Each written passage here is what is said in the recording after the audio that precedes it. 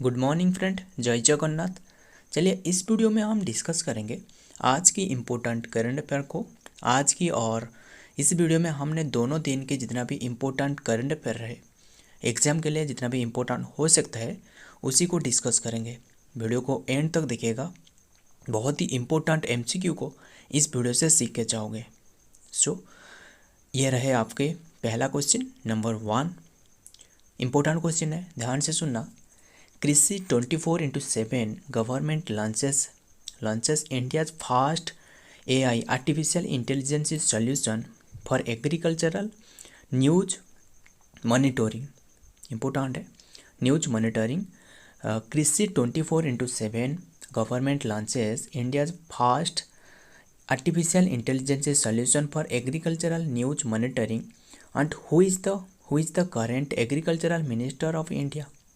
Important है, ये question में आपको इतना ही बताया गया है। मतलब कृषि 24/7 गवर्नमेंट ने एक लॉन्च की है इंडिया का पहला artificial intelligence solution for agricultural news monitoring.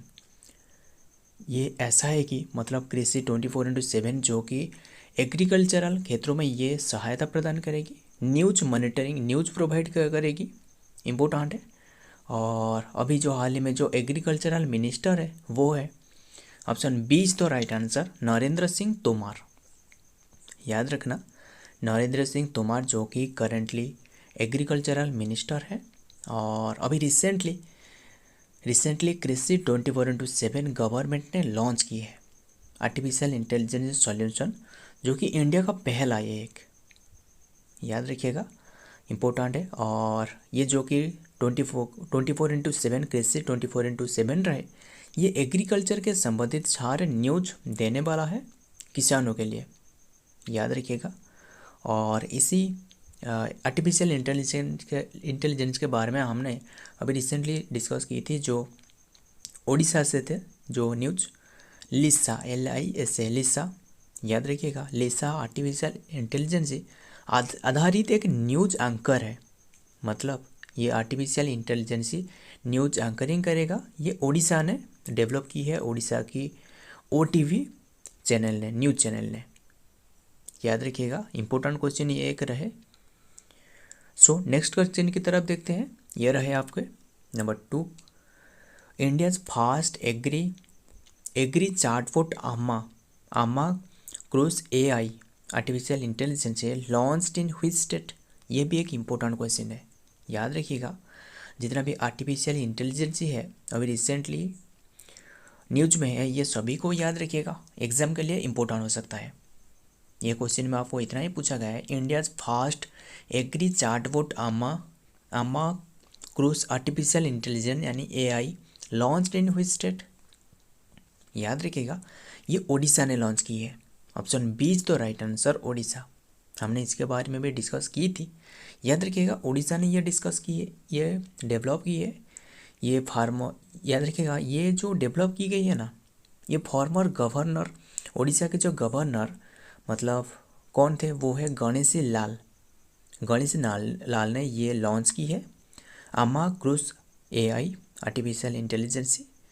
याद रखिएगा, ये जो कि ओडिशा ने लॉन्च की है, ओडिशा की गणेशी लाल ने फॉर्मर गवर्नर थे गणेशी लाल। याद रखिएगा।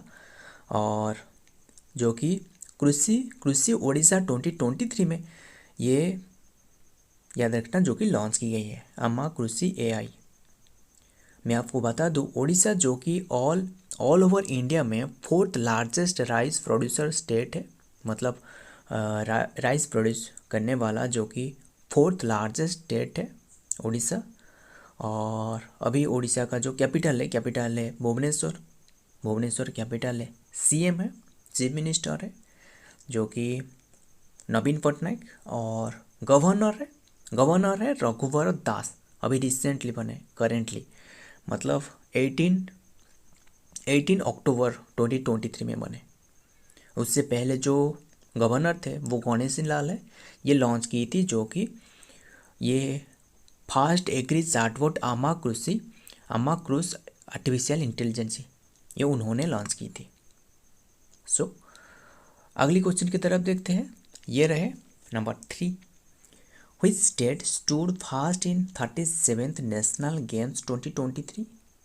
Which state stood first in the 37th National Game 2023? बहुत इंपॉर्टेंट क्वेश्चन है ये। जितना भी क्वेश्चन डिस्कस की जा रहा है सभी के सभी सिलेक्टेड क्वेश्चन है, और जितना भी एग्जाम ओरिएंटेड नहीं हो सकता है उसी को हमने डिस्कस नहीं करेंगे, सिर्फ और सिर्फ सिलेक्टेड क्वेश्चन को डिस्कस करेंगे, मतलब एग्जाम में जो इम्पोर्टेंट होने वाला है। याद रखिएगा, ये जो कि महाराष्ट्र स्टेट ने first in 37th national game 2023 में, इसका नाम आई है। ये नेशनल गेम जो कि गोवा में अनुष्ठित हो रहा था, याद रखिएगा गोवा में आयोजित की गई थी, और इसमें महाराष्ट्र का नाम आई है जो कि पहला पोजीशन फर्स्ट नाम पर है 37th नेशनल गेम, याद रखिएगा। और 2022 में ये गुजरात में हुआ था, और इसी साल जो कि ये गोवा में आयोजित की गई थी। महाराष्ट्र ने टोटल, याद रखिएगा, टोटल 80 गोल्ड मेडल अचीव की है। 80 गोल्ड मेडल, 69 सिल्वर मेडल, और जो ब्रोंज मेडल है ना 79 ब्रोंज मेडल, और ये टोटल मिलके टोटल 228 मेडल जो कि महाराष्ट्र ने अचीव की है, याद रखिएगा। और जो सेकंड पर पहला पर जो रहे वो तो महाराष्ट्र है, और जो सेकंड पर है वो है सर्विसेज, और थर्ड पर जो रहे वो है हरियाणा, याद रखिएगा हरियाणा थर्ड पर है। ये जो टेबल भी देख सकते हो आपके पास, ये जो टेबल है याद रखिएगा। और उड़ीसा का जो रैंक है ना, उड़ीसा का रैंक इसमें 16 पर है, याद रखिएगा। 37th नेशनल गेम 2023 में जो कि महाराष्ट्र ने टॉप पर है। इतनी सी बात अच्छे से याद रखिएगा। नेक्स्ट क्वेश्चन नंबर 4, एक इम्पोर्टेंट क्वेश्चन है। India on Tuesday successfully test fired its surface to surface short range ballistic missile SRBM Pralay in which state? बहुत ही इंपॉर्टेंट है। India on Tuesday successfully test fired its surface to surface ballistic missile है, एक surface to surface short range ballistic missile SRBM Pralay in which state? ये कौन सी state में ये टेस्टेड की गई है? ओडिशा में टेस्टेड की गई है। डी सही हो जाएगा, ऑप्शन डी सही हो जाएगा, ओडिशा स्टेट में। याद रखिएगा, ये याद रखिएगा जो कि ये कौन सी प्लेस में, मतलब ये आपको पूछा गया तो मतलब और एक क्वेश्चन भी बनता है, ये कौन सी प्लेस में ये टेस्टेड की गई है? ये याद रखना, ये जो टेस्टेड की गई है ओडिशा की अब्दुल कलाम आइसलैंड से। याद रखिएगा, ये जो ओडिशा की अब्दुल कलाम आइसलैंड में ये टेस्टेड की गई है सक्सेसफुली। इंडिया ने ट्यूसडे में ये सक्सेसफुली टेस्ट की है। ये एक short range surface to surface ballistic missile है, SRBM प्रलय इसका नाम है। याद रखिएगा, इसका जो रेंज है ना, ये बात अच्छे से याद रखना, रेंज है 300 to 500 किलोमीटर की है। और ये किसने डेवलप की है? ये जो मिसाइल है ये किसने डेवलप की है? ये जो डेवलप की है ना, ये डेवलप की है DRDO ने। याद रखिएगा, DRDO ने ये डेवलप की है। और ये DRDO का फुल फॉर्म है defence research and development organisation. उन्होंने ये डेवलप की है। ये एक short range ballistic missile, surface to surface missile, ये बात अच्छे से याद रखना। उड़ीसा में अभी रिसेंटली इसका टेस्टेड की गई है, उड़ीसा की अब्दुल कलाम आइसलैंड से। और एक मुझे भी याद आ रहा है, मतलब जो DRDO डे है ना, याद रखिएगा, ये भी एक इसका एक डे है, इम्पोर्टेंट डे है। ये सेलिब्रेट की जाती है 1 जनवरी को सेलिब्रेट की जाती है DRDO डे के रूप में। और ये DRDO जो एस्टेब्लिश की गई थी, मतलब इसका जो स्थापना की गई थी 1958 में। और अभी इसका जो हेडक्वार्टर कौन सी प्लेस में स्थित है? इसका हेडक्वार्टर न्यू दिल्ली में स्थित है। इतनी सी बात अच्छे से याद रखिएगा, इम्पोर्टेंट हो सकता है। नेक्स्ट क्वेश्चन की तरफ देखते हैं। ये रहे number 5। Maheshwar Mohanty has been passed away at the age 87 and he was the former speaker of which state assembly? Important है, Maheshwar Mohanty has been passed away at the age of 87 and he was the former speaker of which state assembly, कौन सी state के assembly के speaker थे उन्होंने। Important है, ये भी उड़ीसा स्टेट से, ये जितना भी उड़ीसा स्टेट से डिस्कस की, ये सभी के सभी इम्पोर्टेंट हो सकता है। करंटली जो एग्ज़ाम होने वाला है अभी रिसेंटली 1-2 महीने में जो एग्ज़ाम होने वाला है, इम्पोर्टेंट हो सकता है। याद रखिएगा, Maheshwar Mohanty has been passed away at the 87, he was the former speaker of Odisha state assembly, यानी option A is the right answer, Odisha state assembly.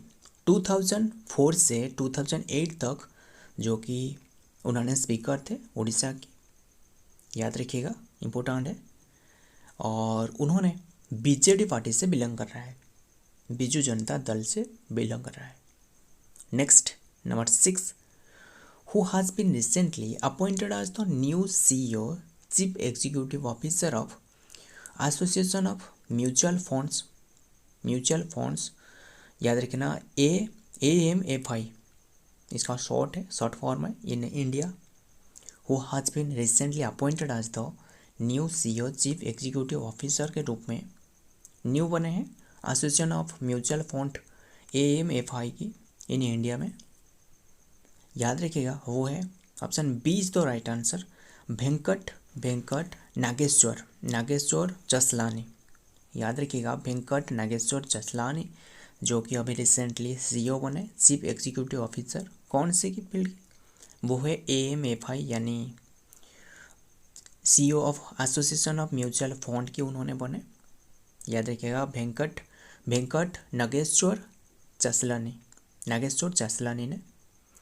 और ये बात अच्छे से याद रखना, उन्होंने पहले से ही मतलब जो वेंकट नागेश्वर जसलानी, उन्होंने इससे पहले उन्होंने SBI में डिप्टी मैनेजिंग डायरेक्टर थे, याद रखना DMD थे, याद रखना SBI में स्टेट बैंक ऑफ इंडिया की डिप्टी मैनेजिंग डायरेक्टर थे, किसने, वेंकट नागेश्वर जसलानी ने। Next number 7, who announce $553 million investment in Adani Sri Lanka port terminal project. Important है, हु अनाउंस, कौन सी कंट्री ने अभी रिसेंटली जो कि अनाउंस की है, जो कि $553 million की इन्वेस्टमेंट इन Adani Sri Lanka port terminal India.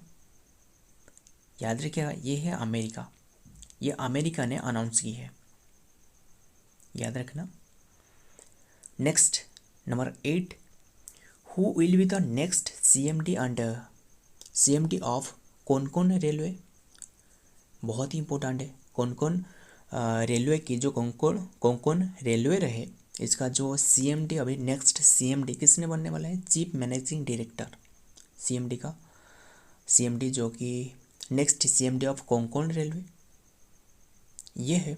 याद रखिएगा, ऑप्शन डी से ही हो जाएगा, संतोष कुमार झा। याद रखना, चीफ मैनेजिंग डायरेक्टर बनेगा कोंकण रेलवे की, इम्पोर्टेंट है। और ये बात अच्छे से याद रखना, कोंकण रेलवे जो कॉरपोरेशन है ना, इसका जो फाउंड की गई थी, यह है 19 जुलाई 1990 में ये फाउंड की गई थी। अभी इसका जो हेडक्वार्टर, याद रखिएगा, ये जो हेडक्वार्टर नाभी मुंबई में स्थित है, इसका हेडक्वार्टर, याद रखिएगा। और ये जितना भी ऑप्शन रहे हमने डिस्कस करेंगे। ये जो ऑप्शन ए देख रहे हो ना, किसने, अनुपमा प्रियदर्शिनी, ये जो कि ज्वाइन की ONDC की सीनियर वाइस प्रेसिडेंट के रूप में। ONDC क्या है हमने डिस्कस करेंगे। अनुपमा प्रियदर्शिनी साहिनी जो कि ज्वाइन की है ONDC के सीनियर वाइस प्रेसिडेंट के रूप में। और ये जो ONDC है ना, ये इसका फुल फॉर्म है open network for digital commerce, इसका फुल फॉर्म है ONDC, open network for digital commerce की, जो कि इसमें ज्वाइन की है सीनियर वाइस प्रेसिडेंट के रूप में। और ऑप्शन बी जो देख रहे हो, ये जो कोप्पू सदाशिव जो कि CMD बने, कौन सी की, बील, BHAEL, यानी भारत हेवी इलेक्ट्रिकल्स लिमिटेड की, जो कि बने हैं CMD बने हैं, चीफ मैनेजिंग डायरेक्टर। और ये जो ऑप्शन सी दिख रहा हो अश्विनी वैष्णव, ये तो आपको पता ही होगा, जो कि रेलवे मिनिस्ट्री है, ये याद रखिएगा, ये सभी के सभी याद रखिएगा, इम्पोर्टेंट है। Next number 9, what is the India ranks in employ wellbeing and Japan is lowest. ये जो सर्वे है ना, मतलब what is the India ranking in employ wellbeing and Japan lowest, ये जो सर्वे ये कंडक्ट की गई थी किसके द्वारा, याद रखना, मिकिन्सी हेल्थ इंस्टीट्यूट के द्वारा ये कंडक्ट की गई है। और इसमें इंडिया का रैंक सेकंड पर रहे। ऑप्शन बी इज तो राइट आंसर, सेकंड, जो कि इंडिया का रैंक इसमें सेकंड पर रहे, याद रखना। और ये बात अच्छे से याद रखना, जो यहाँ भी कुछ इम्पोर्टेंट इंडेक्स दी गई है, मोस्ट पावरफुल कंट्री के मामले में जो सबसे टॉप पर रहे, याद रखना, इंडिया का रैंक इसमें 14 पर रहे, और टॉप पर रहे USA ने, यूनाइटेड स्टेट अमेरिका ने। मतलब ये जो मोस्ट पावरफुल कंट्री, मतलब मिलिट्री स्ट्रेंथ के मामले में, याद रखना, मतलब मिलिट्री स्ट्रेंथ के मामले में तो देखा जाता है ना, मतलब कौन सी देश सबसे पावरफुल है, इंडिया का रैंक इसमें 14 पर रहे। और GDP रैंकिंग में इंडिया, जो कि इंडिया का रैंक 5 पर रहे GDP रैंकिंग में, और टॉप पर रहे USA ने, यूनाइटेड स्टेट ने। और ग्लोबल हंगर इंडेक्स में इंडिया का रैंक 111 पर रहे, और पाकिस्तान का इसमें 102 रहे। ये सभी को सभी याद रखिएगा, इम्पोर्टेंट है। नेक्स्ट आज की लास्ट क्वेश्चन रहे ये number 10, who has become the fast better to timed out in international cricket, who has become the first better to be timed out in international cricket बहुत इंपॉर्टेंट है ये, ऐसे मतलब 100, याद रखिएगा, इंपॉर्टेंट है, 146 ईयर के बाद ऐसे ही देखने को मिला है, वो है, याद रखना, option A is the right answer, Angelo Mathews, याद रखिएगा, जो कि एंग्लो माथवेस को, जो कि डिसमिस्ड की गई है। और श्रीलंका के जो कि ऑलराउंडर थे, किसने, जो कि एंजेलो माथवेस, याद रखिएगा। ये जो मैच हो रहा था बांग्लादेश के साथ हो रहा था, याद रखिएगा, ये घटना मतलब 146 ईयर के बाद ऐसे ही देखने को मिला है। सो याद रखना, ये सभी के सभी याद रखना जितना भी हमने डिस्कस की। सो फ्रेंड, ये वीडियो शायद हमने सैटरडे को नहीं ला पाए, इसीलिए हमने अभी ले आया आपके पास, बट ये सभी के सभी इम्पोर्टेंट क्वेश्चन को डिस्कस की गई, और जितना भी करंट अफेयर आ रहा है और जितना भी जीके आपको प्रोवाइड की जा रहा है, सभी के सभी इम्पोर्टेंट क्वेश्चन को, मतलब सिलेक्टेड क्वेश्चन को। सो ये सभी क्वेश्चन को याद रखिएगा। और नीचे भी एक टेलीग्राम चैनल है, इसमें ज्वाइन हो जाना, आपको जितना भी फ्री में, सभी के सभी फ्री में PDF मिलेगा, और हमारे साथ जुड़ के रहेगा।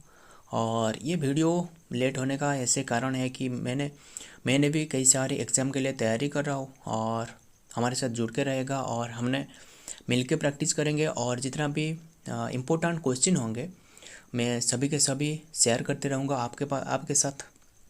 सो मिलता हूँ ऐसे ही और एक इम्पोर्टेंट करंट अफेयर के साथ, इम्पोर्टेंट जीके के साथ। जीके भी तो आपको मिल रहा है। तब तक के लिए जय हिंद, जय जगन्नाथ।